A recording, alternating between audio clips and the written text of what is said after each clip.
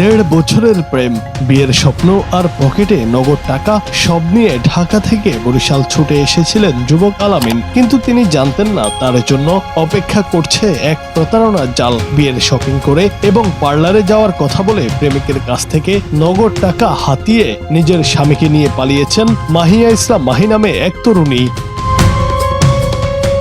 ভুক্তভোগী আলামিন জানান, দীর্ঘ 18 মাসের সম্পর্কের পর গত 5 মে মাহিয়া তাকে বিয়ের প্রলোভন দেখিয়ে বরিশালে ডাকেন। পরিকল্পনা ছিল ওই দিন সন্ধ্যায় রূপাতলী এলাকায় কাজে ডেকে গোপনে বিয়ে করবেন তারা। মাহি তার সাথে এক যুবককে নিয়ে আসেন এবং তাকে নিজের খালাতো ভাই হিসেবে পরিচয় করিয়ে দেন। সরল বিশ্বাসে আলামিন তাদের নিয়ে নগরীর বাজার রোডের নিউ এলাহি ক্লথ স্টোরে যান। সেখানে 5,000 টাকার বিয়ের বাজার করার পাশাপাশি মাহির ওই খালাতো ভাইকেও একটি পাঞ্জাবি উপহার দেন তিনি।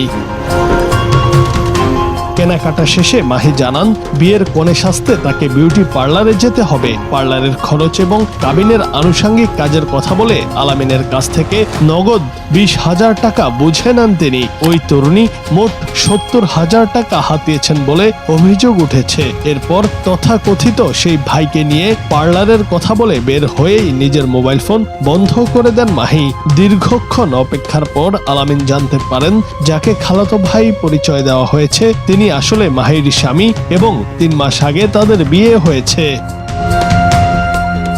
প্রতারণার বিষয়টি ফাঁস হওয়ায় এবং সাংবাদিকদের জানানোয় অভিযুক্ত মাহির স্বামী উল্টো আলামিনকে সাইবার ক্রাইম ও ডিজিটাল নিরাপত্তা আইনে মামলা করার হুমকি দিচ্ছেন।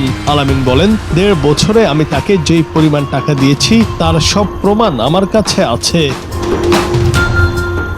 এই ঘটনায় বরিশাল কোতোয়ালি মডেল থানায় একটি লিখিত অভিযোগ দিয়েছেন আলামিন। পুলিশ জানিয়েছে বিষয়টি তদন্তাধীন। 1.5 বছরের সম্পর্ক এবং কেনাকাটার তথ্যগুলো যাচাই করে দ্রুত আইনি ব্যবস্থা নেওয়া হবে। জুনায়েদ আহমেদ, বাংলা টিভি।